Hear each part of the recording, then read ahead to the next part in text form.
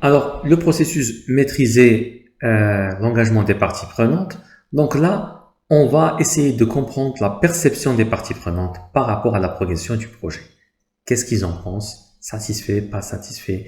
Est-ce qu'ils ont des remarques? Et on va réaffiner les stratégies pour engager les parties prenantes. Donc, on a planifié l'engagement, on a géré l'engagement, on a essayé de les engager. Maintenant, on va voir est-ce qu'on a atteint les résultats escomptés. En sortie, on va voir, comme les autres processus de maîtrise, l'information sur la performance d'exécution. Et puis, s'il y a des écarts, on va les corriger via des demandes de changement qui pourront affecter, bien sûr, notre plan de gestion des ressources, notre plan de gestion des communications et bien évidemment, celui des parties prenantes.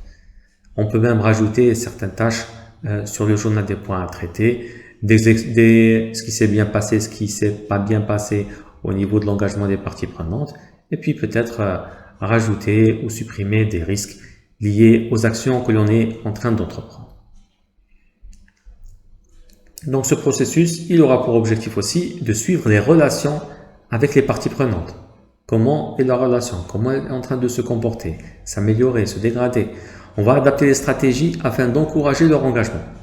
On va maintenir et renforcer l'efficience et l'efficacité des efforts entrepris. Alors, bien évidemment, cela nécessite de notre part de collecter des données via le processus diriger et gérer le travail du projet. C'est le processus qui génère des données, de la data. Et ces données seront ensuite converties par les processus de maîtrise en information. Donc, ce processus, comme les autres, va nous donner de l'information. Et s'il y a des écarts, on les corrige avec des demandes de changement. Alors, j'aimerais rappeler aussi ici l'importance du journal des points à traiter. Ce journal, on va y noter aussi les préoccupations des parties prenantes, leurs confusions, leurs problèmes non résolus. Et c'est une bonne source un peu d'évaluation de l'engagement des parties prenantes. Et on va leur montrer aussi ici qu'on s'intéresse à leurs préoccupations. Par exemple, si des parties prenantes ne fournissent pas de l'information à temps, ça c'est un signe qu'ils ne sont pas engagés. S'ils ne rappellent pas au téléphone, ne répondent pas à des emails, ne font pas de commentaires sur des rapports, tout ça, ce sont des signes que l'on peut interpréter et comprendre. Donc, c'est pour ça qu'aussi la communication joue un grand rôle dans la détection en utilisant par exemple des questions directes ou indirectes. Et à travers les réponses verbales et même non verbales, on va tirer des conclusions sur le degré d'engagement des parties prenantes.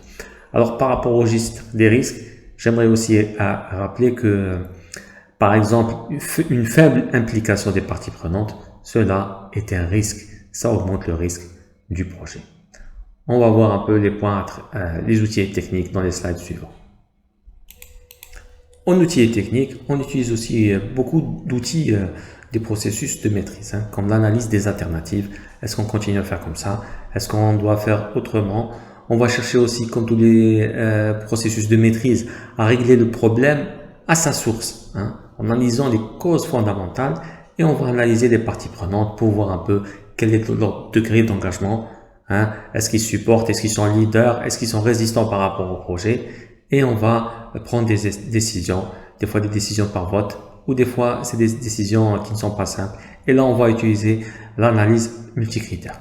Bien évidemment, la matrice d'évaluation de l'engagement des parties prenantes est un outil visuel très puissant de collaboration aussi avec les membres de l'équipe pour trouver quelle est la bonne solution.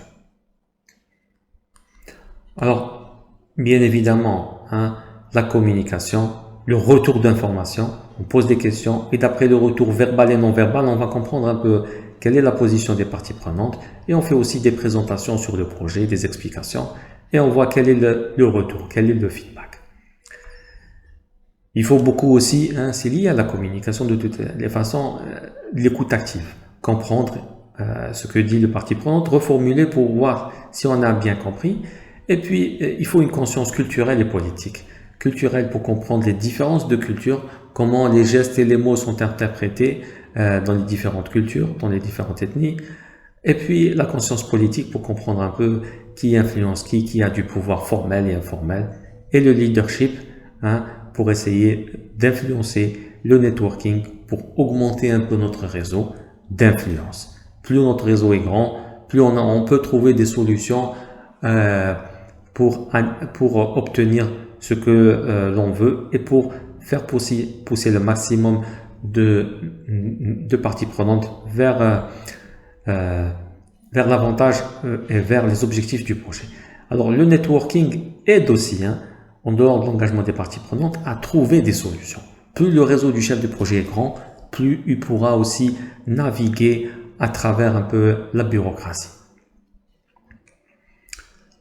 Bien évidemment, la réunion est l'endroit idéal aussi pour échanger avec l'équipe sur le degré d'engagement des parties prenantes.